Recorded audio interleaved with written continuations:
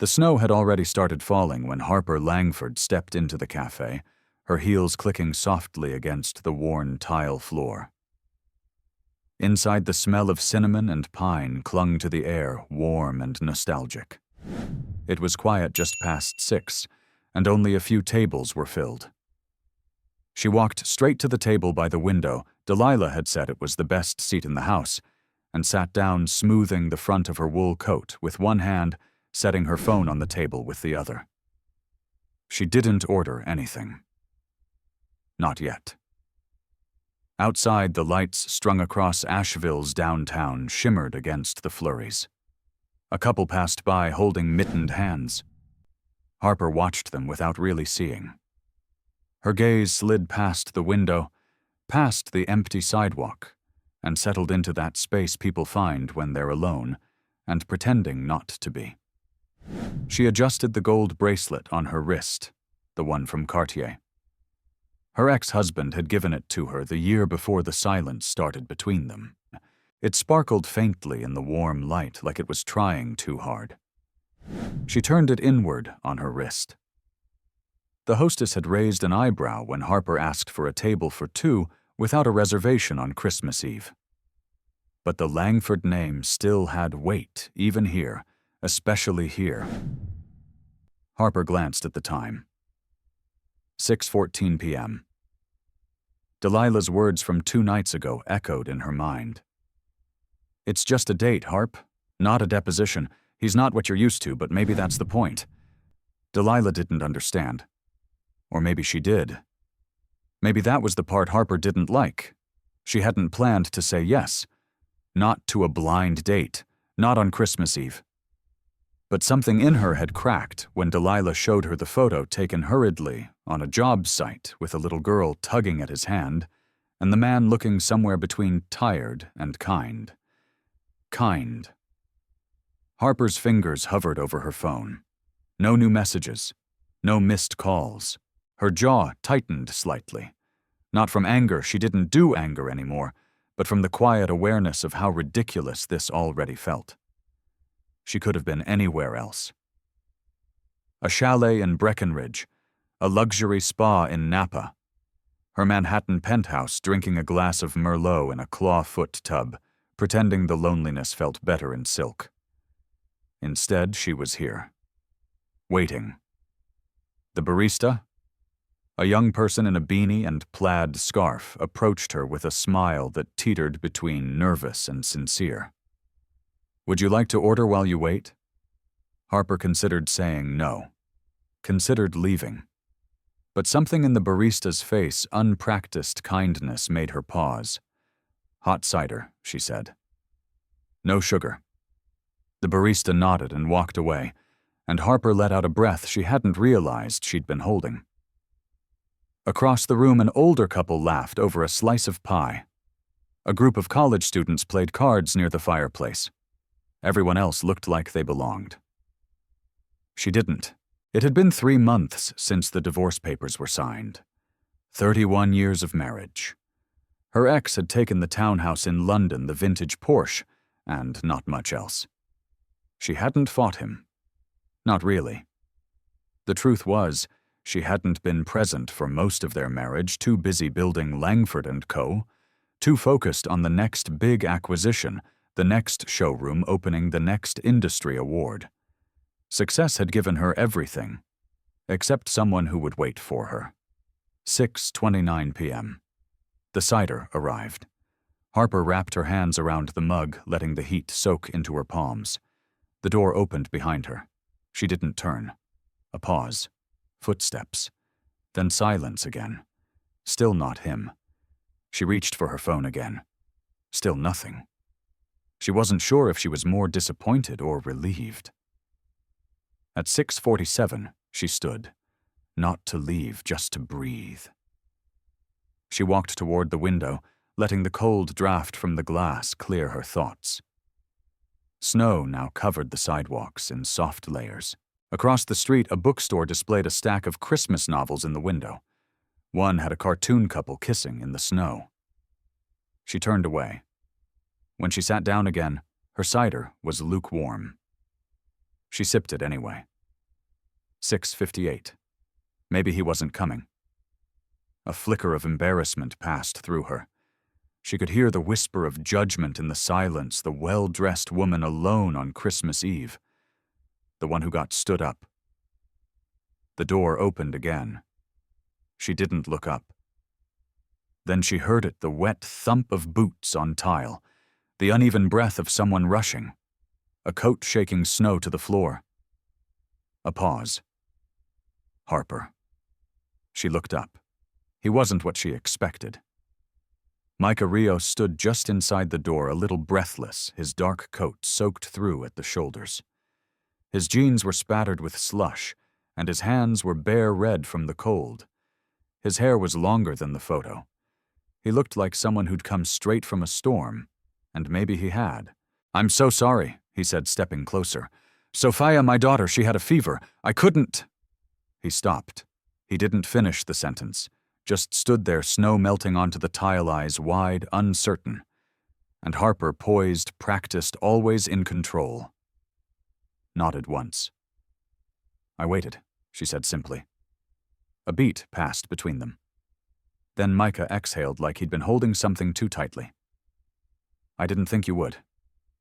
Harper's gaze dropped to her cup. She turned it slowly in her hands. "Neither did I." He smiled, a little crooked, a little tired. "Can I still sit?" She nodded toward the chair across from her. "If you don't mind lukewarm cider and awkward silence, I specialize in both." He sat. The chair creaked under him. Harper noticed then he hadn't shaved, and his coat had a tear near the cuff. His eyes, though, were soft. Present, not charming, not polished. Real. "Do you want to order something?" she asked. He shook his head. "I should probably eat. Haven't since breakfast." The barista returned as if summoned, and Micah ordered a grilled cheese. Nothing fancy. He hesitated at the drinks and chose water. Harper watched the way he studied the menu. Carefully. Deliberately. Avoiding the prices. "Long day?" she asked. Micah chuckled, but it was hollow. You could say that. Work was packed. Pipes freezing all over town. Then Sophia spiked a fever around 4. "We were at urgent care until half an hour ago. I didn't think we'd make it." He looked at her, surprised. "Sophia told me I had to go, said, 'You already told her yes, Daddy. That means you have to show up.'" "She's 7. A slow smile tugged at Harper's lips. "Sounds like she'd make a good CEO. She's the boss of my life already." The grilled cheese arrived, and he thanked the barista softly. As he unwrapped the sandwich, Harper noticed the calluses on his fingers. Working hands, honest ones. She looked back at her cup. "Delilah said you were a plumber." "I am. Started a couple years ago. Before that, I was an architect." She raised an eyebrow. "That's quite a shift." He nodded. Life shifted first. I followed. He didn't explain more, and she didn't press. They sat there for a moment, billionaire and plumber, stranger and stranger, sharing a quiet neither of them expected to matter. Outside, the snow kept falling. Inside, Harper realized something she wasn't waiting anymore. She was here, with someone who had every reason not to show up and came anyway. If you enjoyed this video, comment 1 to let me know. If not, comment 2. Your thought mattered to me either way. Micah took a careful bite of his sandwich, and Harper watched the way he chewed slowly, like someone who didn't take meals for granted.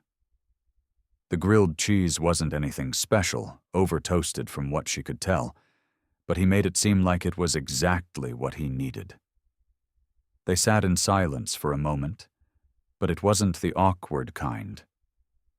It was settling, as if the room had adjusted to them being there, two strangers wrapped in the flickering warmth of Christmas Eve, and something neither of them had language for yet. So he said, "Swallowing, you really waited." She looked at him, surprised by the question. "You're surprised I'm late? You're—" He gestured vaguely. You. Harper tilted her head. What does that mean? He gave a sheepish smile. You look like someone who doesn't wait for things. You look like someone who has people waiting for her. She should have deflected. Should have smiled politely and changed the subject. But instead she met his gaze and said quietly, I don't think I've had anyone waiting for me in a very long time. That landed between them like a truth neither of them expected to share so soon. Micah nodded slowly, something in his expression softening. My daughter, he said after a pause. She made me bring the picture. Harper blinked. Picture. He set his sandwich down and reached into his coat pocket, carefully pulling out a folded sheet of paper. It was wrinkled from the cold and the rush, and maybe from being held too tightly. He placed it on the table between them and smoothed it flat. A child's drawing crayon and confidence, a stick-figure man with messy hair holding hands with a tall woman with long yellow hair. Above them, written in uneven purple letters, My Daddy and the Nice Lady. Merry Christmas. Harper stared at it. Something in her chest shifted. She wasn't sure what. She made it yesterday, Micah said. Said she had a feeling. A feeling that I'd like you. Harper let out a small breath, half laugh, half exhale. She's never met me. He smiled again, tired but real. She's good at people. Better than me. Harper studied the drawing again. The nice lady, she murmured. That's generous. Micah's voice dropped. You stayed. That's more than generous. Silence wrapped around them again, but this time it buzzed with something else, something unspoken, curious and fragile. I wasn't sure you'd come, Harper admitted. I almost didn't, he said. After the fever, I told Sophia I should cancel, that you'd understand. And she said. Micah smiled, this time with a trace of pride. She said, if I made a promise, I should keep it, even if I was scared. Harper felt something sting behind her eyes. She looked away quickly, lifting her cup. Sounds like she's wise beyond her years. She had to grow up fast. The weight of that settled in the air. He didn't explain, and she didn't press. But she understood. You didn't bring her with you. She's with her godmother, he said. Sandra. Good woman. Protective as hell. That's good, Harper said, nodding. A child needs someone like that. Yeah. Micah hesitated. But she asked if I'd bring you back. If you seemed nice. That made Harper pause mid-sip. She looked up at him over the rim of her cup. And do I... He looked at her. Really looked. Like he wasn't just taking in her coat and jewelry and carefully styled hair, but something deeper. Something she didn't often show. I don't know yet, he said, honestly. But you waited. She held his gaze for a moment longer, then nodded. Fair enough. The barista came by with the check, but Micah didn't reach for it. He glanced at Harper. I can cover mine, he said quickly. Harper raised an eyebrow.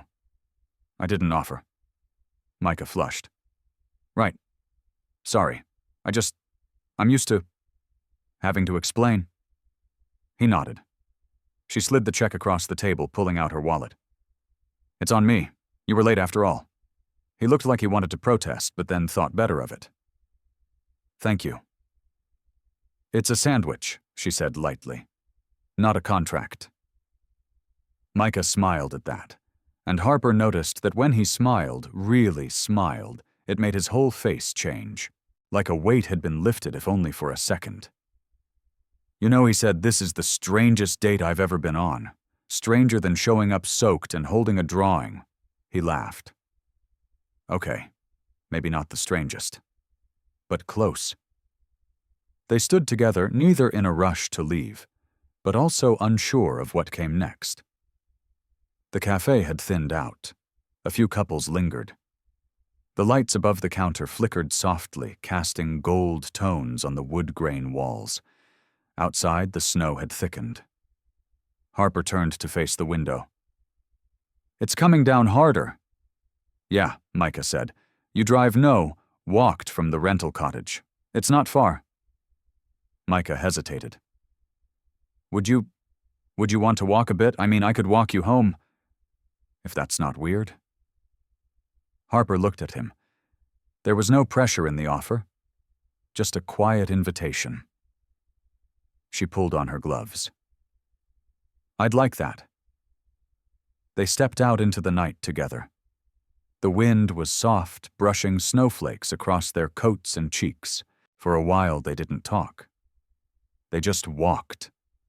Past shuttered bookstores and glowing windows, past quiet neighborhoods wrapped in garlands and warm light. Micah broke the silence. "You seem like someone who's seen a lot." Harper kept her eyes on the sidewalk. "I've built a lot. Built until I couldn't see much else. And now I'm trying to remember what it's like to see." Micah nodded. "Yeah. I get that." They reached the small stone path that led to her cottage. The lights inside were still off, the windows dusted in frost. Harper turned to him. "Thank you for walking with me. Thanks for not leaving." She smiled, and something about it felt different, like it belonged to a part of her she hadn't used in a while. "I'd like to meet Sophia sometime," she said. Micah looked surprised, then thoughtful. "She'd like that. She doesn't open up to many people." "I'm not many people." "No," he said. "You're not." They stood there a moment longer, letting the quiet stretch between them, not uncomfortable, but uncertain. "I should go," he said finally. "Sandra's probably watching the clock." Harper nodded. "Tell Sophia I liked her drawing." "I will." Micah started down the path, then turned back. "Harper." "Yes, would you want to see us again, me and Sophia?" There was a pause. Her chest tightened in that way that meant fear and hope had decided to wrestle at the same time. "I think I'd like that," she said. Micah nodded, a little smile on his face. Then he turned and walked into the snow. Harper watched until he disappeared into the night. Inside the cottage, she didn't turn on the lights right away. She stood in the dark for a while, hand still gloved, the drawing still in her coat pocket. She wasn't sure what any of this was, but it felt like something. And maybe that was enough for tonight. The next morning, sunlight spilled through the cottage windows in long, soft stripes, catching flecks of frost on the glass, and the faint shimmer of snow still clinging to the eaves. Harper stood in the small kitchen, hands wrapped around a steaming mug of coffee she hadn't yet sipped, staring out at the white hush that blanketed the backyard. Her coat still hung by the door. She hadn't touched it since coming home last night, but the folded drawing was still in the pocket. The thought of it made her chest tighten again, not unpleasant, but unfamiliar, like a door cracking open in a house she thought she'd closed off years ago. She took a slow breath, then finally lifted the mug to her lips. The coffee had cooled. Her phone buzzed on the counter. A message from Delilah. "Well, did he show? Did you run? Did he smell like regret and motor oil?" Harper smirked, then typed back. "He showed.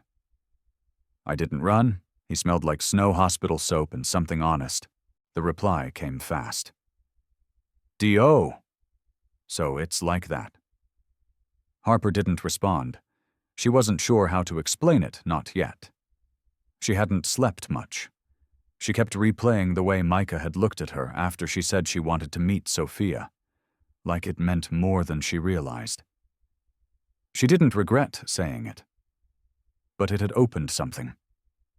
A door she wasn't sure she was ready to walk through. By noon, she couldn't sit still anymore. The cottage was too quiet, too small. The kind of stillness that made old decisions echo louder. She bundled up and headed toward town, boots crunching softly over snow-covered sidewalks, hands tucked deep in her pockets. Asheville on Christmas Day was slower than usual. Most shops were closed.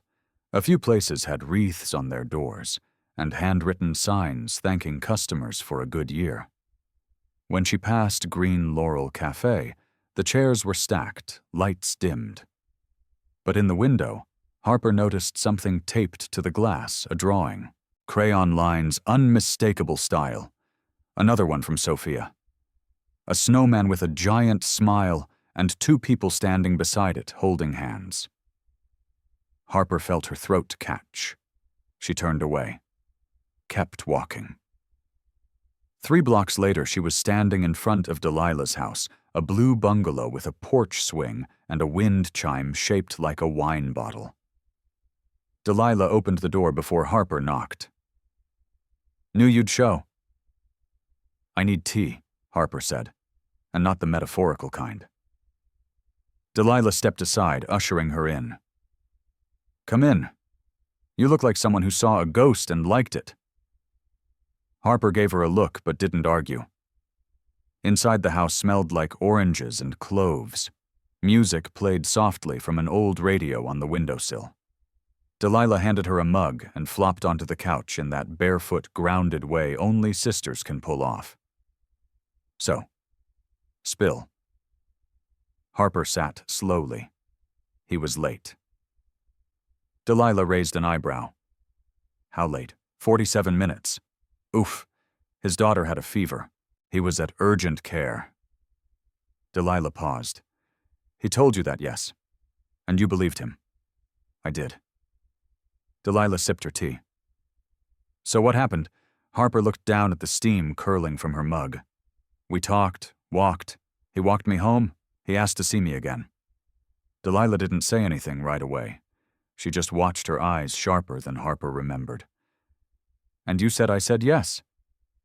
The silence that followed wasn't judgmental. It was thoughtful, careful. "You know this is not your usual type," Delilah said gently. "He's not a type," Harper said. "He's a person, I know, but this is different." Harper looked at her.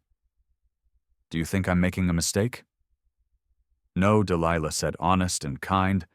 "I think you're doing something brave and scary, and that's usually when life starts to mean something again." Harper didn't answer. She didn't need to.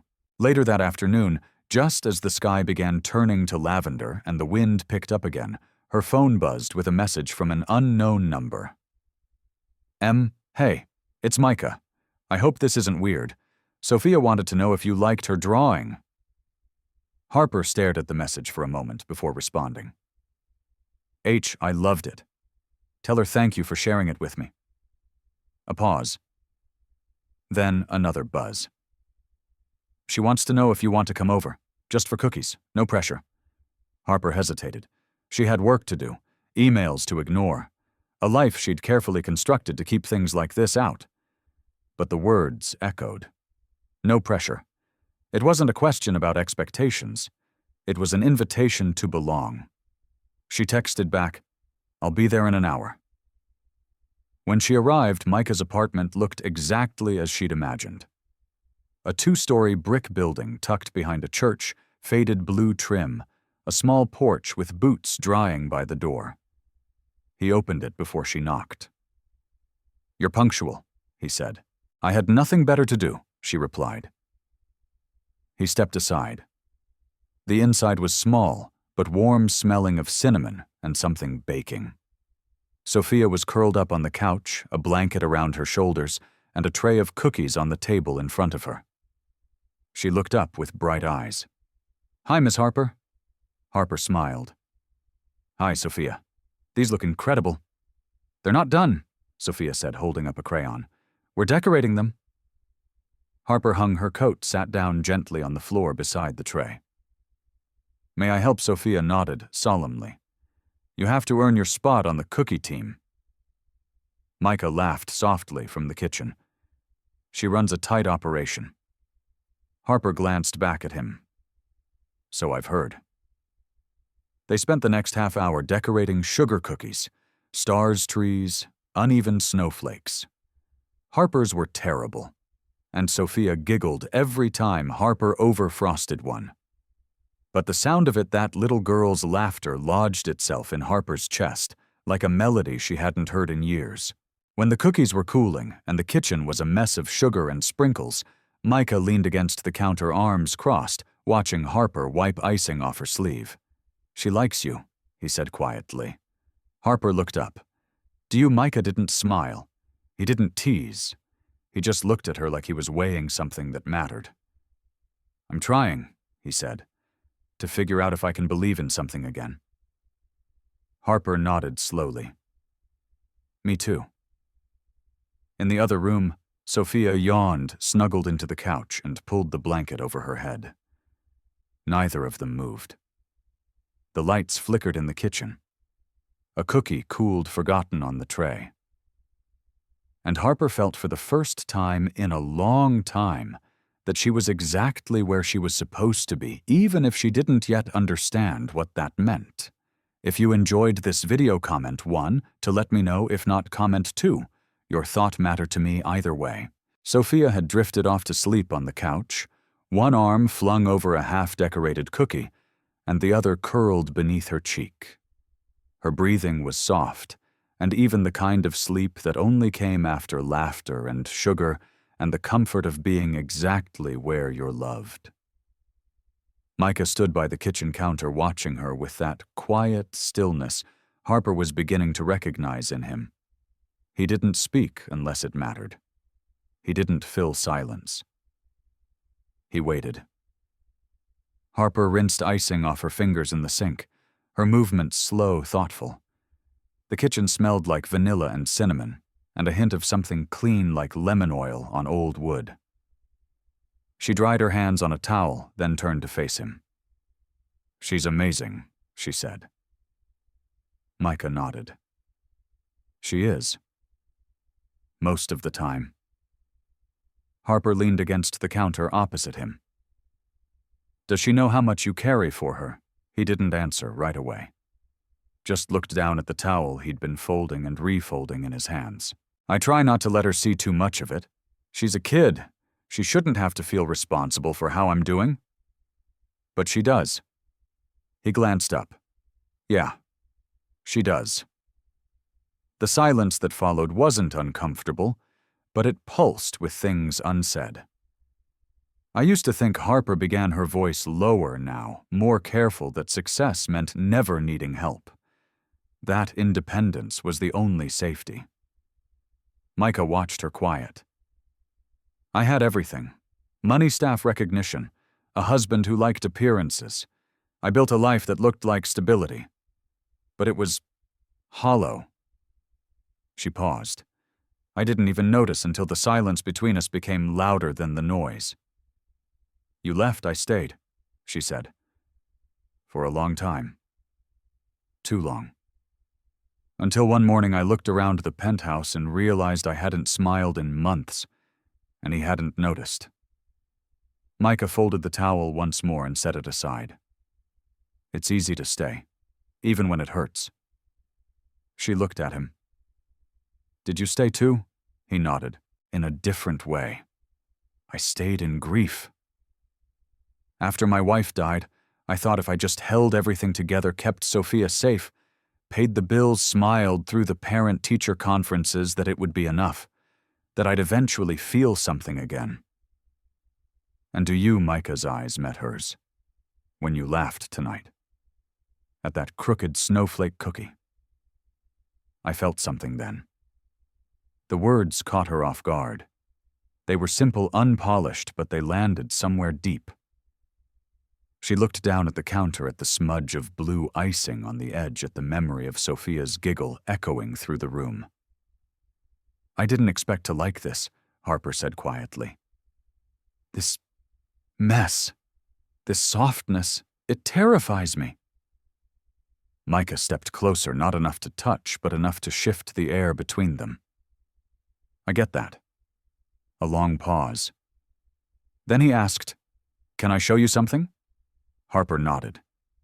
He disappeared down the hall and returned a minute later with a small glass jar. Inside were folded papers, bits of ribbon, a button, a piece of a dried flower petal. He set it gently on the table. "She calls it her memory jar," he said. "Every time something good happens, something that feels like it matters, she adds something. A drawing, a note, a scrap of something she wants to remember." Harper stared at it. "She put the cookie drawing in here last night. Said it was the best part of her day." Harper felt her throat tighten. "She remembers everything, doesn't she?" "She does. She's small, but she's not fragile." Micah opened the lid, pulled out a folded piece of paper, and handed it to her. This was from last year. Harper unfolded it slowly. A child's drawing again, Sophia Micah, and a stick figure with a cloud overhead. "This is how Daddy looks when he misses Mommy." Harper didn't speak. Micah sat down across from her. "She sees more than I want her to." "You've done a good job," Harper said. "She's warm, kind. She's not afraid to love." He met her eyes. "Neither are you. I can see it." Harper almost laughed, but it caught in her chest instead. "You don't know me well enough to say that. I don't need to know your whole story to see who you are tonight." She looked down at the jar again. A soft voice broke the stillness. "Did you show her my jar?" They both turned. Sophia stood in the hallway blanket trailing behind her cheeks, still flushed from sleep. Her hair was wild on one side, pressed flat on the other. "I'm sorry," she said. "I didn't mean to wake up." Micah reached out a hand. "Come here, Bug." Sophia walked over, climbed into his lap. Her eyes found Harper. "Did you like it?" Harper nodded. "Very much." Sophia leaned her head on Micah's shoulder. "I think you should put something in the jar, too." Harper smiled gently. "I didn't bring anything." Sophia looked at her with sleepy determination. "Then make something." Micah chuckled softly. "She's relentless." "I can see that." Harper glanced around, then reached for a napkin on the counter. She folded it into a triangle, borrowed a crayon from the tray, and wrote in careful script, "Thank you for inviting me in." She handed it to Sophia, who read it aloud slowly, lips moving around each word. "Do you mean it?" Sophia asked. "I do." Sophia placed it in the jar like it was treasure. Micah looked at Harper. "She's going to remember this night." Harper nodded. "So will I." The room was still again, the way rooms get when everyone inside feels something too big to name. Micah stood lifting Sophia carefully. "I should get her back to bed." Harper stepped aside, watched them disappear down the hall. She heard the murmur of Micah's voice, low and soothing, and Sophia's soft reply. Then the gentle click of a bedroom door. When Micah returned, he looked tired but calm. She asked if you could come back tomorrow. Harper blinked. Tomorrow she wants to bake cookies again. Real ones this time. She said you need to practice. Harper smiled, then caught herself. The idea of returning scared her more than it should. "I don't want to confuse her," she said. Micah leaned against the doorway. "You didn't promise her anything. You showed up. That's more than most." "I'm not sure how to do this," Harper said. "This slow unfolding." "Me neither," he said. "But I'd rather figure it out with someone who's honest about that." She nodded slowly. "Okay. Tomorrow." He stepped closer. Close enough now that the space between them felt weighted. He didn't touch her, just looked at her like maybe he wanted to and wasn't sure it was his place yet. "I'm not rushing anything," he said. "I know. But I meant what I said earlier, about feeling something again." Harper met his eyes. "So did I." She turned, slipped on her coat, buttoned it slowly. He opened the door for her, and the cold air rushed in. As she stepped outside, she looked back. "Good night, Micah." Good night, Harper. She walked into the snow, the napkin note now folded in her coat pocket, their quiet beginnings tucked between layers of warmth and risk. Behind her, the porch light stayed on until she was out of sight. The next day brought a heavy gray sky and a kind of quiet that felt personal. The snow hadn't stopped, but it was softer now, falling like a whisper across rooftops and bare branches. Harper stood in front of her closet, staring at her reflection, unsure why choosing a sweater felt like a decision with weight. It wasn't a date. She was just going over for cookies, just visiting a little girl who'd asked her to come back. Still, she reached for the navy cashmere, the one that made her feel a little more like herself, without looking like she was trying to impress anyone. She wore boots instead of heels this time, left the earrings behind. A small act of surrender. As she walked through the snow, a message buzzed on her phone. It was Micah. We're starting the dough. She refuses to proceed without her sous chef. Harper smiled, typing back with her gloved thumbs. H, on my way. Tell Chef Sophia to preheat the oven and prepare for disaster. She was still smiling when she reached the apartment building. The windows were fogged with warmth from inside. This time Micah opened the door before she could knock. You're officially 10 minutes late, he said, stepping aside. Sophia has filed a complaint. I'll offer a formal apology and a bribe, Harper replied. Where is the boss in the kitchen organizing cookie cutters by level of importance? Stars rank higher than trees, apparently. Harper laughed as she unbuttoned her coat. Obviously.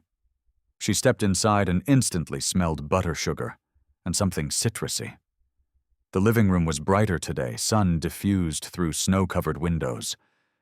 Sophia's memory jar sat proudly on a shelf now, with the napkin note she'd written folded into a perfect triangle. Sophia peeked her head around the corner. Miss Harper, you're finally here. I am, Harper said, stepping into the kitchen. Forgive me, Chef. I got lost in the snow. You're forgiven, Sophia said, handing her a tiny apron.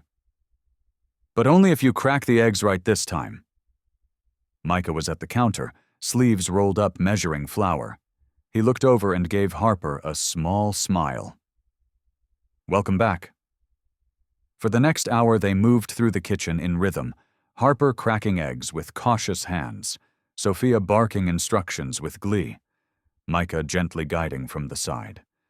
Harper hadn't baked cookies in years, but the scent of vanilla and cinnamon stirred something in her that went deeper than nostalgia. You have flour on your cheek, Micah said, gesturing. Harper swiped at it, but missed. Sophia giggled. Here, Micah said, stepping closer. He reached out and brushed the smudge away with his thumb. The touch was light. Barely there, but it lingered in the air between them like static. Harper's breath caught just for a moment. She turned back to the dough heart, knocking louder than before. They rolled cut-shaped. The kitchen filled with laughter, and it felt like Christmas, the kind you only read about. The kind you think you're too grown up or too guarded to believe in. When the first batch was cooling, Sophia curled up on the couch with a coloring book, humming softly to herself. Micah poured Harper a cup of tea and handed it to her in silence. They stood by the window side by side, watching flakes drift lazily through the gray. She talks about you a lot, he said. Harper glanced over. She barely knows me. She notices who shows up. Harper held the mug closer to her chest. Micah, I don't want to. She stopped herself. He waited. Not pressing. Just listening. I don't want to be a disruption in her life, or in yours. I don't know what this is yet, and I'm not sure I should even be here. Micah looked down at his tea, then back up at her. You're not a disruption. You're a light. We don't get many of those. She stared at him. The words landed differently. Deeper, slower. I'm not good at this, she said. The being seen part. Micah's voice softened. Maybe that's what makes it matter more. Their eyes met, and the quiet between them pulsed with something fragile and electric. Harper looked away first, not out of discomfort, but because it was almost too much.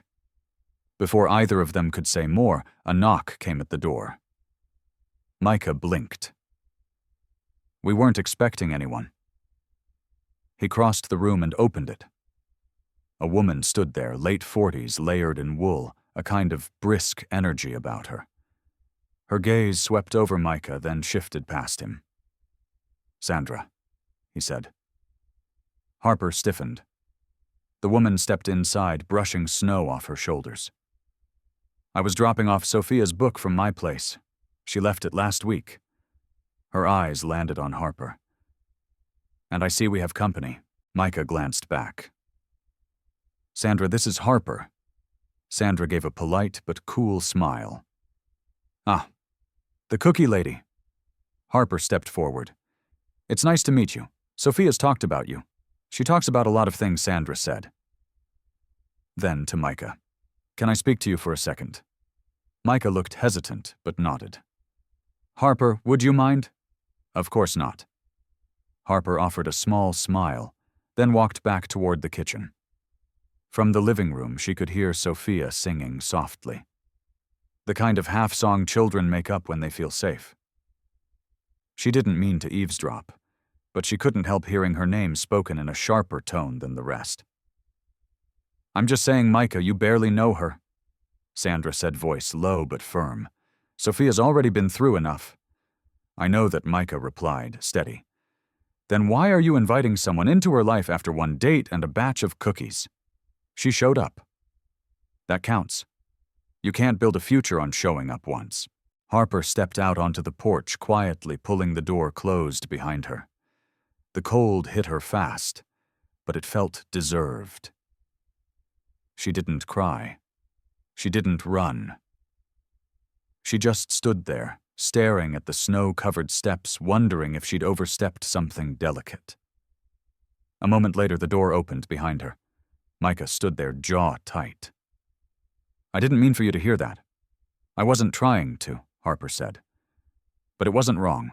She's protective. And maybe she's right to be. Harper nodded slowly. I should go. Micah didn't move. You could stay. Micah, I want you to stay.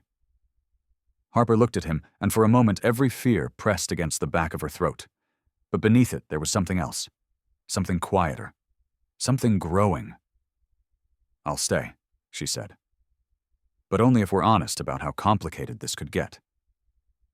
Micah stepped closer. I've lived in complicated for a long time. This feels like a beginning. Inside, Sophia's voice called faintly, Are the cookies ready? Yet Micah smiled. We should go back in. Harper nodded, but before she turned, she looked at him and said, just above a whisper, I don't want to disappoint her. You won't, he said, then added softer. You haven't. And together they stepped back into the warmth. The cold clung to Harper's coat long after they stepped back inside. The apartment felt warmer than before, not just from the oven or the cookies cooling on the counter, but from something else. Something harder to name. Sophia had turned off the coloring show on the TV and was now organizing her sticker collection across the coffee table, singing to herself in a made-up tune that wandered in and out of key. She looked up and grinned the moment Harper walked back in. You didn't leave. Harper smiled. I thought about it. But you stayed. I did. Sophia nodded, like that answered a much bigger question than the one she asked. Micah stood behind Harper for a moment, then walked past her, heading to the kitchen with a kind of quiet heaviness. He picked up the tray of cookies, set them down near Sophia, and handed her a small plate. Pick 2. The rest are for later. Sophia studied them like she was about to make the most important decision of her life. Harper joined him at the counter. Is she always like this? Micah exhaled, some of the tension in his shoulders releasing. Only when she's in a good mood. She gets quiet when she's sad. Harper watched him as he rinsed off a mixing bowl. His hands moved with practiced ease, like he needed the motion to think. Or maybe to not think too much. "I didn't mean to cause tension," she said. "You didn't." "But Sandra..." "She's protective." "I get it." "She lost her best friend, Micah," said, not looking at her. "And she's been helping with Sophia ever since. She's not wrong to worry." Harper reached for a towel, drying the bowl without being asked. "That doesn't mean she's right." Micah finally looked at her. "No, but it means I have to listen." Harper nodded. "And what about what you want?" "I want what's good for Sophia. That's not what I asked." His eyes flicked to hers, guarded but not closed. "I don't know what I want yet. Not fully. But I know that when you're here, things feel less heavy." Harper didn't speak. She folded the towel and set it beside the sink. For a moment, neither of them moved. Then Sophia's voice broke the quiet. "Miss Harper." Harper turned. "Yes, do you want to see my room?" Micah raised an eyebrow. "That's new." Sophia shrugged. "She's earned it." Harper smiled and followed Sophia down the hallway, leaving Micah behind in the kitchen with his thoughts and the quiet clink of cooling pans. Sophia's room was small, painted in soft yellow, with posters of stars and animals taped to the walls. A tiny bookshelf leaned in the corner, stuffed full of picture books and old chapter books with cracked spines. On the bed were 2 plush animals and a pillow that read, "Dream Big, Little One." "This is Luna Sophia," said, holding up a stuffed raccoon. "She's the boss of bedtime." "Good to know," Harper said. "Should I introduce myself?" Sophia giggled. "She already knows you. I told her about the cookies." Harper sat gently on the edge of the bed. "Do you like it here?" Sophia shrugged, then nodded. "It's home." There was a quiet pause, and Harper could feel the weight in it. "Do you miss your mom?" she asked softly. Sophia's eyes didn't move. "I remember her voice. Sometimes I forget her face, but I always remember her voice." Harper swallowed hard. What did she sound like? "Like wind chimes," Sophia said. "And hot cocoa. And hugs." Harper blinked quickly and reached for one of the books on the shelf, needing something to do with her hands. She opened it randomly and ran a finger over the page. "I think you're really brave," she said. Sophia shrugged again. "I don't try to be. That's the bravest kind." Sophia crawled up next to her and leaned her head on Harper's arm. "Do you think you'll be around tomorrow?" Harper looked down at her heart, tightening. "I don't know. Would you like that?" Sophia nodded, eyes already half closed. Harper tucked the blanket around her, pressing a light hand to her back. "Then I'll try." By the time Harper stood, Sophia was asleep. Micah was sitting on the couch when she returned, elbows resting on his knees, staring into the space where the TV had been turned off. "She okay?" he asked. Harper nodded. "She's asleep." She asked if I'd come back tomorrow. Micah gave a small smile. "She doesn't usually ask twice." I noticed. He looked over at her, the weight of the day still hanging on his shoulders. "You didn't have to stay after that moment with Sandra." "But I did." "I know. That's what's hard to wrap my head around." Harper sat beside him, close but not touching. "I'm not here to play house Micah. I'm not here for pity or to pretend. I'm here because something about you, about her, feels real in a way I haven't felt in a long time." He turned his head, meeting her gaze. "I don't have much to offer." "That's not true." He gave a soft, humorless laugh. "I have an apartment with 2 bedrooms and cracked windows, a job that barely covers school lunches, a heart that's still a little broken." And yet she said gently, "I've felt more seen here in 2 days than I have in 2 years, surrounded by penthouses and people with perfect smiles. Micah didn't speak, just watched her like he was learning something new. She stood then, reluctantly. "I should go." He nodded, but didn't rise. "Will you be okay walking? I like the quiet," she said. "And the snow?" She reached for her coat and slipped it on. He followed her to the door, hesitated as she opened it. "Harper." She paused, one hand on the knob. "Thank you." She turned to face him. "For what? For being honest, and for not walking away when it got complicated." She gave him a tired, genuine smile. "We're all complicated. That's the easy part to predict. It's what we do with the messy parts that shows who we are." He nodded, silent again. And just before she turned to leave, he said quietly, "Be careful out there."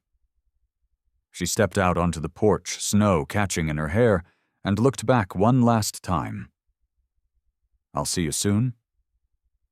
Then she disappeared into the quiet again, the memory jar glowing faintly behind the window, like a promise neither of them was ready to name. The morning sun broke through a silver sky, casting a pale glow across the frost-laced streets of Asheville. Harper sat at the tiny kitchen table in her cottage, fingers wrapped around a fresh cup of tea, unread emails glowing on her laptop. The cursor blinked beside an unfinished response to a former client, one who'd offered her a retainer to consult on a luxury property development back in New York. A project that 6 months ago she would have accepted, without blinking. But now her heart was somewhere else entirely. She closed the laptop.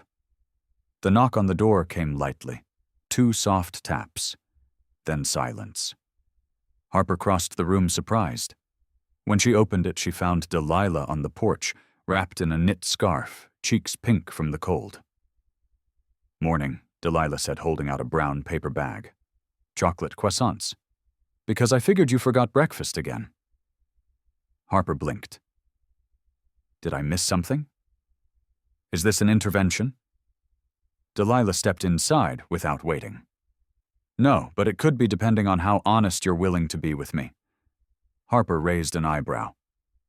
"This sounds suspiciously like a sister ambush." Delilah smirked. "Let's call it necessary sisterly concern." She set the bag on the counter, then turned to Harper, all playfulness draining from her face. "You've seen him more than once now." "I have. And the little girl, she's something else." Delilah studied her, crossing her arms. "So are you falling? Or are you just comforting yourself with a sweet holiday distraction?" The words hit harder than Harper expected. "I don't know," she said honestly. "It started out simple, then it wasn't." Delilah tilted her head. And now Harper sighed. "Now I think I'm scared of how much I want to go back. To him, to them." Delilah walked over, put her hands on Harper's shoulders. "This is the first time I've seen you look like you actually want to belong somewhere." "I don't know what I'm doing," Harper whispered. "You never have to know everything," Delilah said. "You just have to know what feels real." Harper swallowed. "It does feel real." Delilah gave a small smile. "Then stop second-guessing it." Harper looked down. "Sandra doesn't trust me. She doesn't know you. She thinks I'll hurt them." Delilah didn't flinch. "Then don't." There was a knock at the door again. Harper froze, surprised. She opened it slowly, expecting anything except what she found. Micah. Hair damp from snow jacket, dusted with flakes, hands in his coat pockets. His breath curled in the air between them. "Hey," he said softly. "Hey," she echoed, heart fluttering. He looked past her and saw Delilah. "I hope this isn't a bad time." "No, it's fine," Harper said, stepping aside. "Come in." Delilah offered a small smile, but grabbed her coat. "I'll leave you two to talk. Text me later." Harper nodded, her pulse still trying to catch up. Once they were alone, Micah didn't move right away. He just looked at her. "I'm sorry about yesterday," he said. "About Sandra. You don't have to apologize for her." "I do," he insisted, "because I didn't say what I should have said when she questioned you. I just stood there." Harper folded her arms mostly to steady herself. "You were in a hard position. I still should have said it. That I trust you. That you've done more for Sophia in 2 days than most people have in a year. That you've done something for me, too." Harper blinked. Micah stepped in a little closer. "I didn't expect this. Any of it. But I don't want to walk it back just because it's complicated." She searched his face. "What does that mean, I want to see where this goes?" he said. "If you do?" "I do," she whispered, barely able to hear herself say it. He let out a breath like he'd been holding it for hours. "I wanted to ask you something else," he said. "Okay.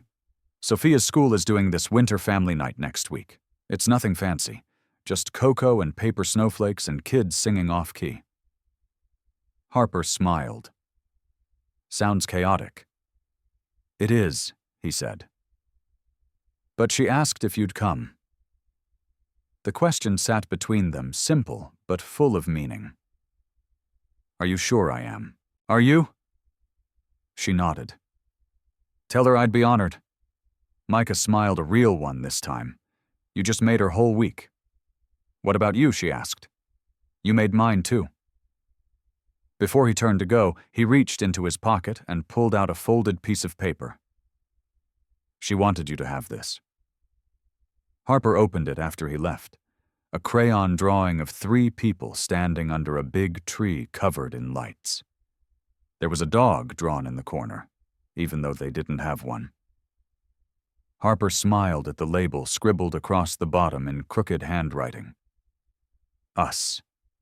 She stood there for a long moment, staring at it. Then she pinned it to her fridge with a magnet shaped like a cinnamon roll. It stayed there like a quiet promise. That afternoon, she opened her laptop again, pulled up the contract she'd been avoiding, and clicked decline. Outside, the snow started falling again, steady this time, like it knew it was welcome to stay.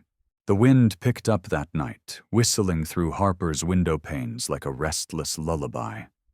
She lay awake longer than she meant to, staring at the ceiling, Micah's voice echoing in her thoughts.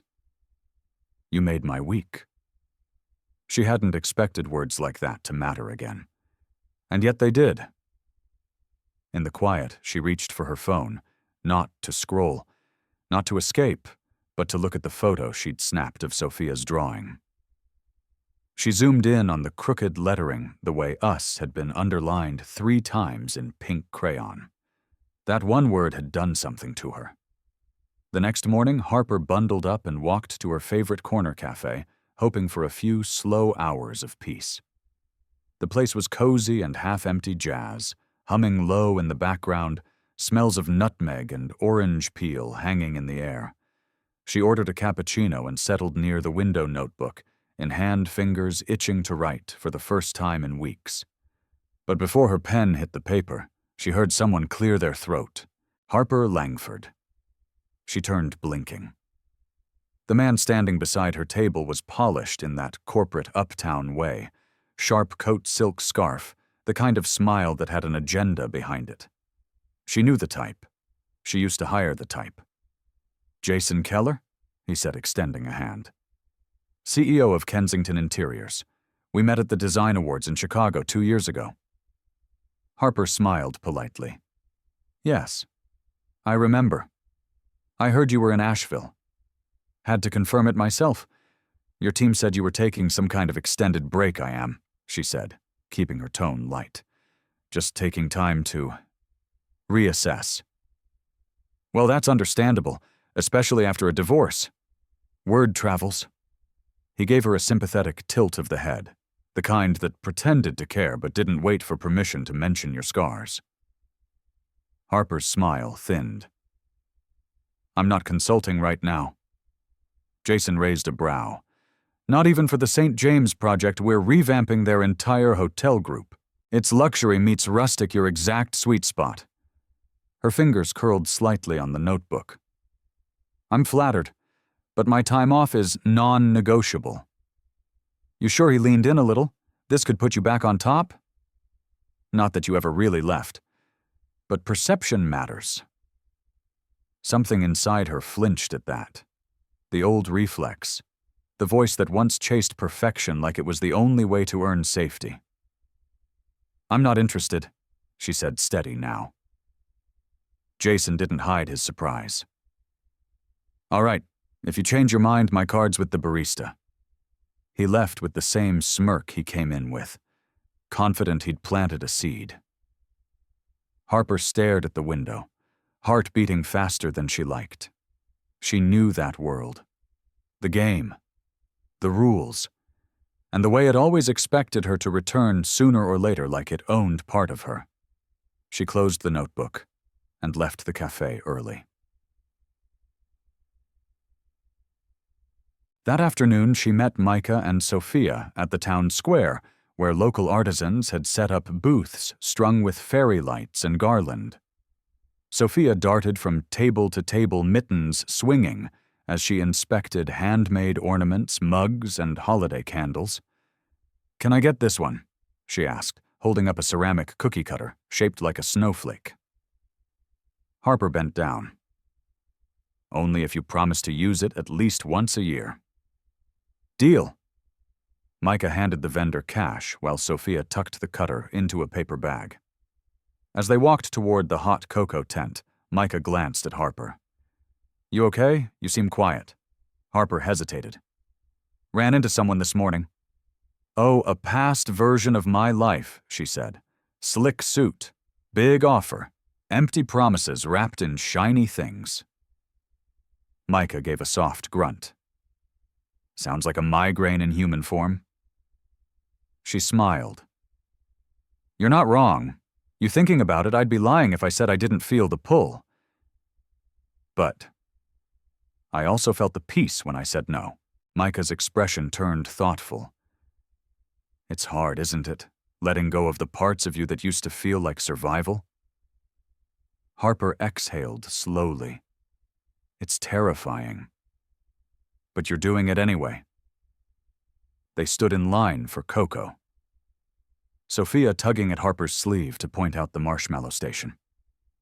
Micah Harper said quietly, "What would you do if someone offered you a way back to the life you had before? The one with the title, the money, the recognition?" He didn't answer right away. Then he said, "I used to draw floor plans in the dark after Sophia fell asleep. Just sketches. Not for clients, just to feel like that part of me wasn't dead." Harper nodded. "But the thing is," he continued, "those plans never had people in them. Just walls, just rooms. Since I met you, since you came into our life, I've started thinking about the people who'd live in those spaces. I think that means something. It means a lot." Sophia handed them their drinks, 2 cups too full, and already spilling over the rims. "Careful," she warned. "It's extra marshmallowy." They found a bench tucked under a string of lights. The sky was starting to shift to dusk, the clouds stretched like pulled wool. Micah leaned closer. "She asked me this morning if I thought you'd ever move here." Harper looked down into her cup. "What did you say? I said I didn't know. But I hoped so." She didn't answer. He glanced at her. "Too much," No Harper said softly. "Just unexpected. In the best way." They sat there in quiet for a long moment, the noise of the square humming around them, music chatter, footsteps in snow. Then Sophia reached into her coat pocket and pulled out another folded piece of paper. "I made this," she said, "for the memory jar." Harper opened it and saw 3 stick figures again, but this time there was a dog, a Christmas tree, and above them all big looping letters. "Hope lives here." Harper's throat tightened. She folded the paper gently, held it to her chest. "I think I'm going to stay a little longer," she whispered. Micah reached for her free hand, his fingers brushing hers like a question. She didn't pull away. and above them the lights flickered on one by one, filling the town square with a glow that felt exactly like the start of something that might last. The next morning, Harper woke to the smell of snow in the air again. It was heavier this time, thick and silent, blanketing the rooftops and sidewalks, quieting the town beneath a soft white hush. She stood by the window with her tea, watching a few early risers shovel their steps bundled in layers and moving slow like everything had taken on a different rhythm. Today was winter family night at Sophia's school. She hadn't meant for it to mean so much. Hadn't meant to feel that flutter of nerves as she double-checked her scarf in the mirror or redid her lipstick twice before finally settling on nothing at all. This wasn't about impressing anyone. It was about showing up. And maybe staying. By late afternoon, the school parking lot was already filling up. Harper spotted Micah's truck near the back, dusted in snow, a child's snowman drawing taped proudly in the back window. It made her smile without meaning to. Inside the gymnasium, the air was warm and buzzing, glittering paper snowflakes, dangling from strings, folding chairs set in uneven rows, the scent of hot cider mixing with the faint aroma of paste and pine cones. Sophia ran to Harper the moment she stepped inside. "You came?" Harper crouched to meet her eye level. "Of course I came. You said there would be cookies and chaos. I couldn't miss that." Sophia giggled, already pulling her toward a makeshift booth lined with paper crafts. Micah caught up a moment later, a touch breathless. "Sorry I lost her for 2 minutes, and she vanished like smoke. I found her," Harper said, handing him a small construction paper ornament shaped like a squirrel. Micah gave it a mock, serious nod. "This is high art." They stood together at the back of the gym, watching Sophia pin her creation on a faux tree made of wire and lights.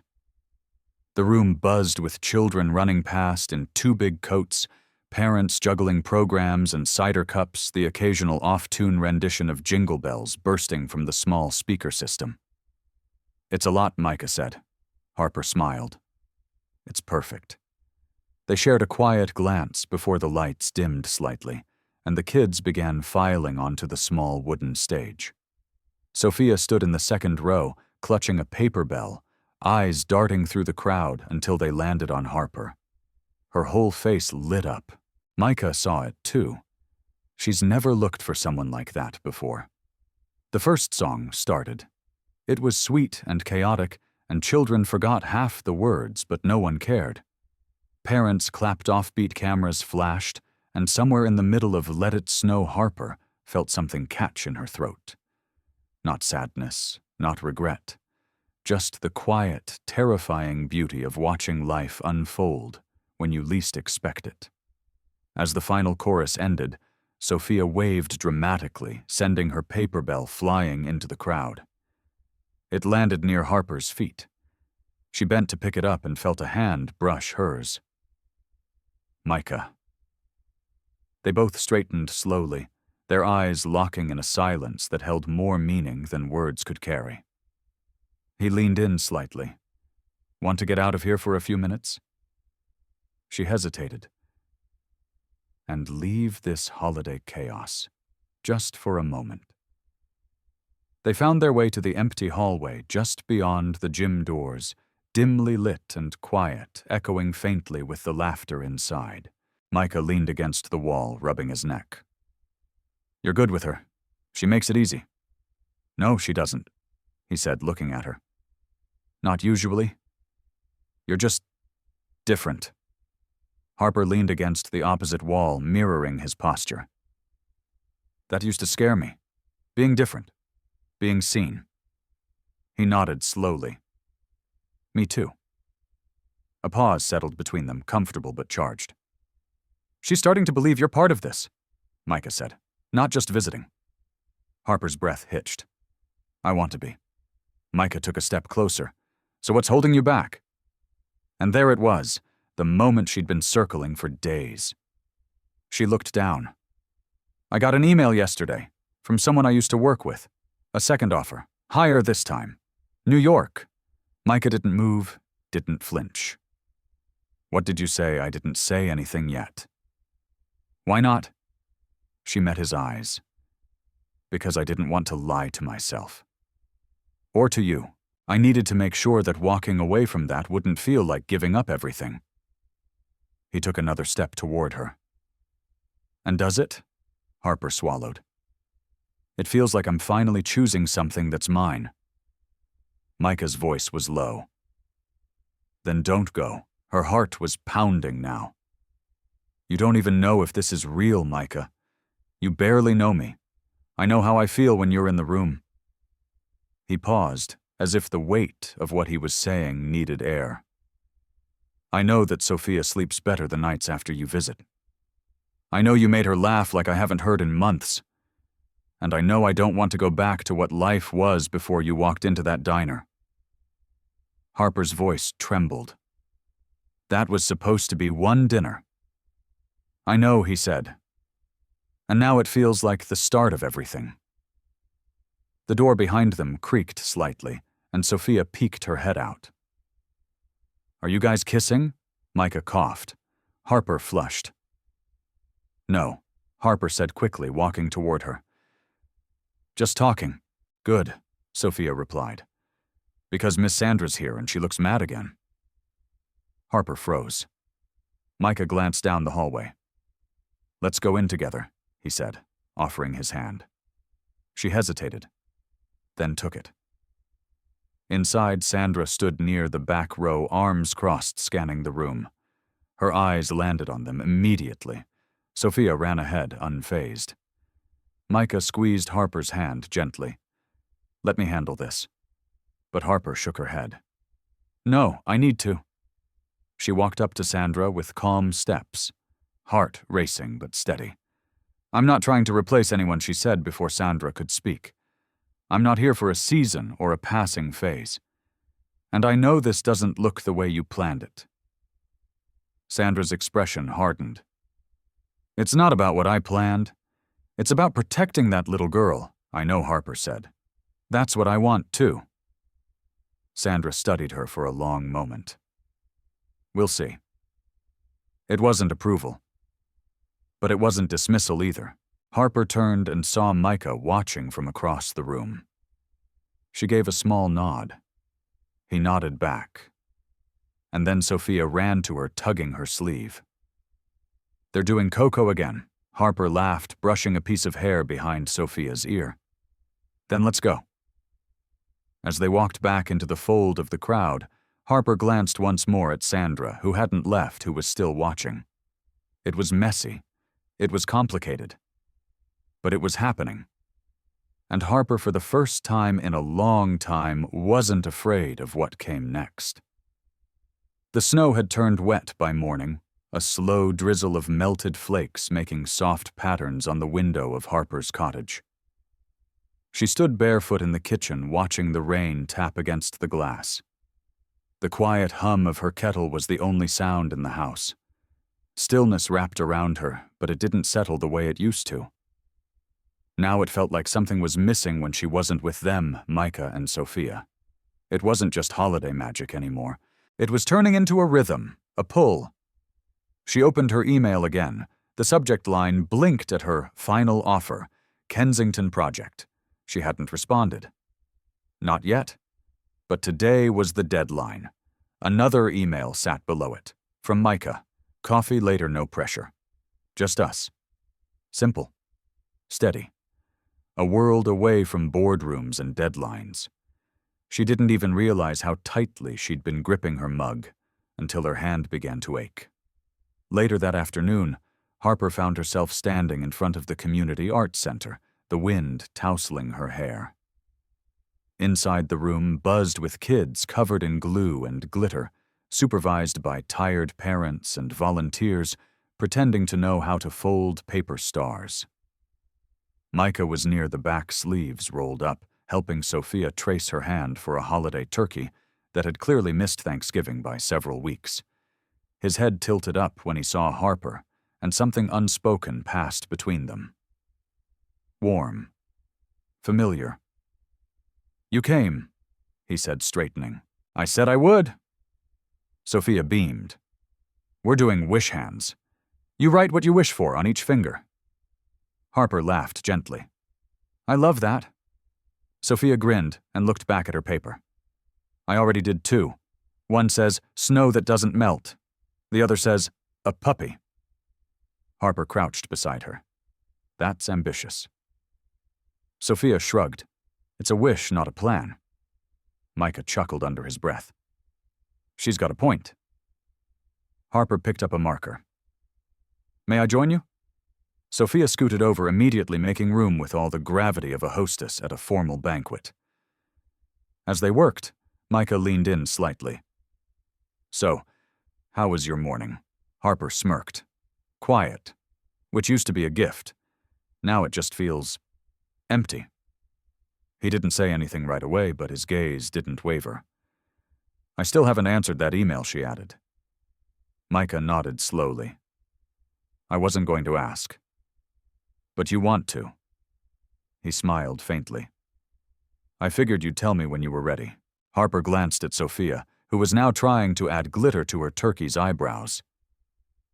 She makes it hard to leave, she whispered. Micah's voice dropped low. You make it hard to go back to pretending. For a second, Harper's chest felt tight. But before she could answer, Sandra's voice came from the hallway. I thought I'd find you here. Harper's back stiffened before she even turned. Sandra approached with her coat still buttoned, her expression unreadable. Hi, Harper said carefully. Sandra looked at the table of crafts. Sophia told me you helped her with her snowflake essay.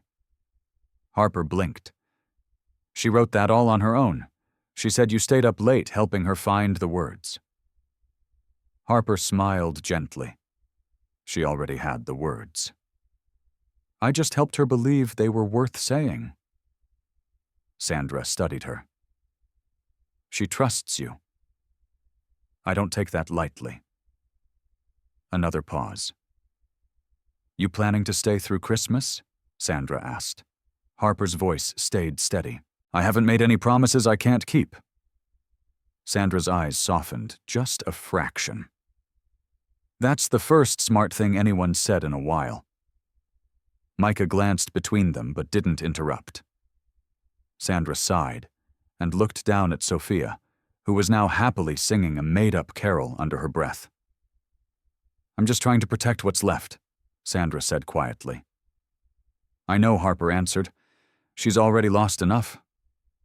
So have I. Sandra met her gaze fully then. Something shifted. Not approval, not yet, but understanding. The wall didn't come down, but it wasn't getting higher either. You should come to the candlelight service, Sandra said after a beat. It's Christmas Eve tradition. Sophia will want you there. Then she turned and left without waiting for an answer. Micah exhaled slowly. That went better than expected. Harper chuckled under her breath. You're getting soft. He raised an eyebrow. You're the one crying over hand turkeys. I was not crying. Sure. They both laughed, the sound warm and weightless. Sophia joined in without knowing why, glitter on her cheeks, joy in her eyes. Later that night, Harper stood in her cottage again, the fire crackling low, the memory jar glowing soft on her shelf. She reached for her laptop with slow hands, opened the final email. Her finger hovered over the keyboard. Then she clicked decline, not with fanfare, not with a speech, just a choice. She closed the laptop and turned toward the quiet hum of her space. Not empty, full, and growing fuller. Snow fell again on the evening of Christmas Eve, soft and persistent, blanketing the world in white silence. The town looked like a postcard, twinkling light storefronts framed in garland candles, flickering behind frosted windows. Harper stood outside the church doors, hands tucked deep in her coat pockets, the cold biting at her cheeks. Inside, she could already hear the soft notes of the piano, "O Holy Night," slow and reverent. She wasn't late, but she was stalling. The candlelight service had been Sophia's request, not Micah's, not Sandra's. Sophia, who had looked up at her with wide eyes and said, "It's my favorite night of the year. Will you sit with us?" She could have said no, should have maybe, but she hadn't. Harper pulled open the door, and warm light spilled onto her face, washing away the cold. The sanctuary was already half full. Children whispered behind cupped hands. Older couples sat arm-in-arm, coats shrugged over pew backs. The air smelled of wax and pine and something sacred she couldn't quite name. Micah spotted her first. He raised a hand, gently, nothing flashy, just enough to say, "We're here. We're waiting." Harper made her way down the aisle, her boots quiet against the wood. Sophia scooted over to make room and handed Harper a candle with both hands. "You made it. I wouldn't miss it." She sat between them, the warmth of their bodies grounding her more than she expected. Micah leaned in just enough for her to hear. "You okay? I think so," she whispered. "Maybe better than okay." He smiled, his hand brushing hers for just a second, the touch feather-light, but unmistakable. The lights dimmed. The minister stepped forward, voice low and welcoming. The nativity reading began, scripture mingled with silence, reverence in every breath.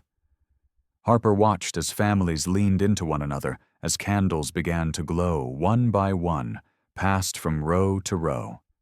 When hers was lit, she glanced down at the flame, steady, soft, unbothered by her trembling hand. She didn't know why it made her want to cry.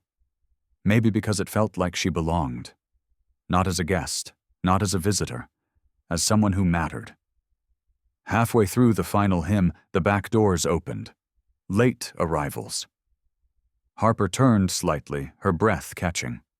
Two sharply dressed women walked in heels, clicking quietly, eyes scanning the room. She knew them. Former colleagues from her New York days. One of them caught her gaze and blinked in surprise. Harper looked away quickly. Her chest tightened. Micah noticed. Friends, old work contacts. "They here for the same reason you are." She shook her head. "They're probably visiting family." Coincidence. But her pulse quickened. Not out of fear. Out of something harder to face, doubt. What if they saw her and thought she'd lost her way? What if they reported back Harper Langford's hiding out in a church in the mountains, lighting candles like a woman who gave up everything? She closed her eyes.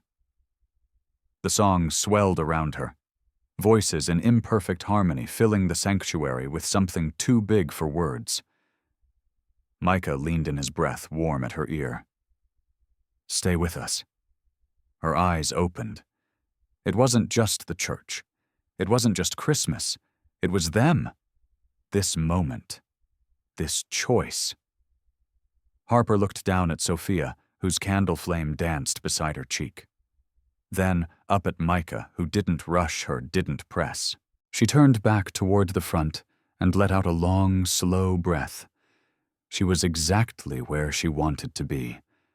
And for the first time in years, she didn't feel lost. She felt found. That night after the service, the snow kept falling, soft, relentless, like the world was whispering, "Stay." Harper walked with Micah and Sophia back to the cottage, the only sounds their footsteps crunching, and Sophia humming a melody she'd carried from the sanctuary. They reached the porch, and Harper turned to them, unsure of what came next. Micah stuffed his hands in his coat pockets, rocking slightly on his heels. "I wasn't sure if you'd want company," he said. She hesitated, then opened the door wider. "Come in." The warmth of the fireplace greeted them like an old friend. Inside, everything felt softer. Glow from the lights, smell of cinnamon lingering in the air. Sophia headed straight for the memory jar and dropped in another folded note. "Can I tell you what it says?" she asked, eyes wide. Harper nodded. "Please." Sophia pulled it back out carefully, unfolded the paper with small, determined fingers, then read aloud. tonight. I felt like we were already a family. Harper didn't answer at first. Her eyes found Micah's, and for a moment neither of them spoke. Then Harper knelt in front of Sophia. "That's the most beautiful thing anyone's put in there." Micah cleared his throat softly, a hint of emotion catching in his voice. "She's not wrong." Sophia yawned, blinking up at both of them. "Can I sleep here tonight?" Harper looked at Micah, who gave her a slight nod. "If it's okay with you." "Of course," Harper said gently. "We'll make a little bed right by the fire." Minutes later, with pillows and blankets spread out, Sophia was curled up in a cocoon of warmth, a stuffed fox tucked under one arm, her breathing slow and even. Harper and Micah sat on the couch, a quiet space between them, neither quite ready to speak. "She didn't even hesitate," Harper whispered. "She never does with you." Harper turned to him. "You sure this doesn't feel too fast?" He leaned forward, elbows on his knees. "Some things feel fast because they're wrong. But some things feel fast because they're right, and we're just not used to it." Her voice was quiet. "You think this is one of those?" Micah looked at her, really looked.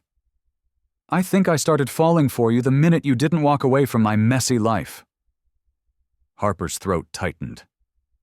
"Micah, I'm not rushing you. I know there's a lot we haven't said.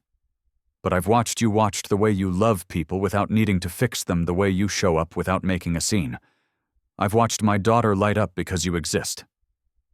She blinked back tears. "I've never belonged somewhere without earning it, without working for it." Micah shook his head. "You don't have to earn this. We're not a project. We're a place to land." Harper looked at the sleeping child, then back at him. "I want to stay," she said. "Not just tonight." Micah moved closer, close enough that their shoulders brushed. "Then stay. Not for me. For you." Harper nodded, slow but sure. "For me." The room fell quiet again. Outside, the snow kept falling, gentle and unhurried. Inside, for the first time in years, Harper didn't feel like she was running from anything. She felt like she'd finally arrived. Morning light spilled through the cottage windows, soft and golden. Harper stirred on the couch, the blanket slipping off her shoulder. For a moment, she didn't move, just lay there, listening to the quiet rhythm of the house. Sophia was still asleep on the floor, one arm draped across the stuffed fox, her hair tangled, and cheeks flushed from the warmth of the fire. Micah sat at the kitchen table, flipping through a battered local newspaper, a coffee cup cradled in both hands. It felt like a scene from someone else's life, too peaceful, too whole. But it was hers. And that realization hit her with a slow, steady wave. She sat up, brushing her hair back, and Micah looked up with a soft smile. "Morning." "Morning," she whispered back. He gestured toward the counter. "Made coffee. The good kind. The stuff you like."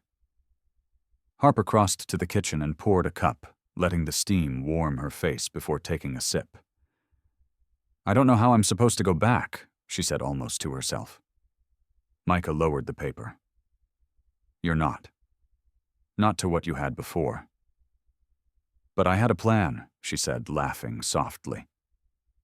"I always have a plan." He leaned back in his chair. "Maybe the plan changed." She met his gaze. "I turned down the Kensington deal." "I know." His smile deepened. "You told me, but I didn't just turn it down. I told them I was stepping away from consulting entirely, at least for now." Micah blinked. "That's big." "I know." Her voice was quiet and terrifying. He stood and crossed the room to her, placing one hand gently on the counter between them. "You don't have to figure it all out today. I'm used to having answers. Deadlines, a direction. You still have direction. It just looks different." She looked over at Sophia, still peacefully asleep in a nest of blankets. "I want to do more than just be around," Harper said. "I want to belong here. I want to help with her school projects and bake cookies, even if I mess them up and shovel the walk when it snows." Micah's voice was warm. "Then do it. You don't need permission." She reached out, placing her hand over his. "What if I mess this up, you will?" he said, smiling. "We all do." Harper let out a soft breath, part laugh, part release. "You're really not going to tell me what to do, are you?" "Nope, I'm just going to keep showing up, as long as you let me." Her eyes shimmered, but she blinked quickly. "Deal!" A sleepy voice broke the moment. "Is there any cinnamon toast?" Harper turned to see Sophia rubbing her eyes, hair standing in 5 directions. "I think we can make that happen," Micah said, already moving to the pantry. Harper crouched beside Sophia, brushing a strand of hair from her forehead. "Did you sleep okay?" Sophia nodded. "I dreamed we all lived in the same house and had a Christmas tree that never went away." Harper smiled, her throat tightening. "That sounds like a pretty good dream." "Can we do that sometime?" Sophia asked. "Live in the same house?" Harper glanced at Micah, who paused, watching them both with something tender in his eyes. "I think," Harper said softly, "that anything's possible." Sophia grinned and skipped toward the kitchen. Harper stood slowly, letting her fingers trail across the counter. The air smelled like cinnamon and fresh coffee, and something new she couldn't quite name yet. But it felt right. It felt real. And she wasn't going anywhere. That afternoon, the snow let up just enough to let sunlight filter through the clouds. Everything outside glistened ice-lined trees, rooftops dripping in silver. Harper stood by the window, a dish towel in hand, watching the world shimmer like it had been reset overnight. She wasn't sure how long she'd been standing there, but the knock on the door pulled her back. Micah stepped in, cheeks pink from the cold, a small brown box in his arms. "Found this in town," he said, brushing snow from his shoulders. "Figured it might be something you'd want." He set the box on the table and opened it to reveal an old record player, worn but lovingly restored. Inside the lid was a single vinyl sleeve.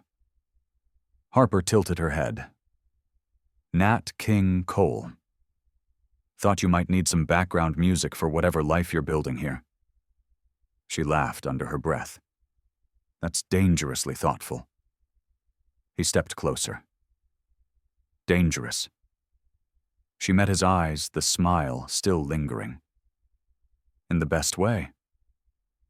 He reached past her, gently setting the needle. The soft crackle filled the room, then the smooth voice of Nat filled the air, low, warm, timeless. They didn't speak for a moment, just stood in it. Micah finally broke the silence. "I know this hasn't been simple, and I haven't said much, but I know what it costs to change your life." Harper nodded slowly. "I used to think success was about control, order, plans." And now she looked down at the record player, the needle spinning gently. "Now I think it's about presence, about choosing what matters even if it's messy." Micah leaned against the table. "You said that email offer came with a voicemail, didn't it?" Harper nodded. "Did you listen to it?" She hesitated, then crossed to the counter and picked up her phone. "I didn't want to, but maybe I should." She played it on speaker. A woman's voice filled the room, professional, polished, clipped with urgency. "Harper, we're stunned you haven't responded. This is the kind of opportunity people wait a lifetime for. If this is about needing more control, we can talk. But please don't disappear. You're too good to be forgotten." The message ended. Harper stared at the phone, the words hanging between them. Micah waited. She reached forward and deleted the voicemail. Just like that. Micah blinked. "You sure?" Harper looked at him, eyes steady. "I don't need a life that depends on people remembering me. I want one that I live in." He exhaled like he'd been holding something in. Harper moved closer. I don't know what this becomes. Us. This little world we're building. You don't have to know, he said. But I want you to know something. He raised his eyebrows gently. If I ever leave again, she said, it won't be because I'm running. It'll be because I'm choosing something better. And right now there's nothing better than being here. Micah's voice caught slightly. Then let's keep choosing this. She nodded once, slowly, then leaned her head against his chest, his arms wrapping around her like it was the most natural thing in the world. The record played on the snow outside, falling softer now. And for the first time in a long, long time, Harper wasn't chasing anything. She was finally still. New Year's Eve came quietly to Asheville. No fireworks, no loud crowds. Just a soft hush over the town, as if the whole world was holding its breath for what might come next. Inside the cottage, Harper stood at the stove stirring something sweet and warm. Cinnamon clung to the air, and the soft hum of the record player rolled through the house like background music in a memory. Sophia danced barefoot across the living room rug in pajamas, 2 sizes too big, twirling with the unbothered joy only children seem to know. Micah sat on the floor beside the fire, piecing together a puzzle that Sophia had insisted they start that morning. He looked up at Harper every few minutes just to see if she was still smiling. She always was. But tonight there was something else in her eyes too, a quiet thoughtfulness. Micah caught it. You're thinking. Harper smiled as she turned off the stove. Guilty. Big thoughts or little ones? She leaned against the counter, wiping her hands on a towel. Both. He stood and crossed to her, voice low. Want to talk about it? She looked up at him, then out the window where snow rested gently on the windowsill. I used to spend New Year's Eve writing 5-year plans, projects, milestones, proof that I was on track. Micah leaned beside her, and this year she looked around the room, the flickering fire, the half-finished puzzle, the child still singing to herself. This year I just want to keep waking up here. That's enough. He nodded slowly. It is. They stood in silence for a moment, comfortable, steady. Then Sophia stopped twirling and ran to them. Can we do the memory jar now? She asked, breathless. Harper smiled. Of course. They all moved to the table where the jar sat in the center, full now. Folded scraps of paper in every color stuffed almost to the top. Micah opened it, pulling out the first slip. Sophia clapped her hands. Read it. He cleared his throat. Sophia's first snow angel. December 19th. She refused to wear gloves and didn't regret it. Sophia giggled. Harper pulled another. Micah teaching me how to use a snowblower and me almost launching it into the porch. Micah held up a hand. That thing was aggressive. They read through 10 more. Some funny, some quiet. One simply read, stayed. Harper's voice faltered when she read that one. She didn't say whose it was. She didn't need to. Sophia yawned and leaned into Micah's side, her eyes starting to droop. Can I sleep here tonight too? She murmured. Micah glanced at Harper. Harper brushed Sophia's hair back. Of course. They got her settled near the fire again, in the same cozy corner she'd claimed on Christmas Eve. Her breathing slowed within minutes. Micah and Harper returned to the kitchen. He poured them both a mug of warm cider and handed her one. You know, he said I was scared the first time I walked into that blind date. She raised an eyebrow. Because I was late. He smiled. Because I didn't think someone like you would stay. Her voice softened. And I didn't think someone like you would wait. But I did. And I stayed. Micah reached into his coat pocket and pulled something small from inside. A folded piece of paper. He handed it to her. She opened it slowly. It was another memory jar note written in Micah's handwriting. She didn't save us. She chose us. That's how I knew it was real. Harper looked up at him, her throat catching. You kept this? She asked. Wrote it last week. Didn't know where to put it. Her fingers closed around the paper, holding it like something sacred. I think I know, she whispered. She walked to the jar, slipped the paper in gently, then closed the lid. Micah moved beside her. So, he said softly, what do we call this next year? Harper turned to face him, her hand still on the jar. Not a plan. Not a strategy. Then what a beginning? Micah's smile grew. Sounds perfect to me. Outside the clock struck midnight, quietly, no noise, no countdown. Just time moving forward like it always does. Inside, 3 hearts rested in the same place under the same roof. No big declarations, no grand promises, just love. Quiet, chosen, and true. And for Harper, that was more than enough.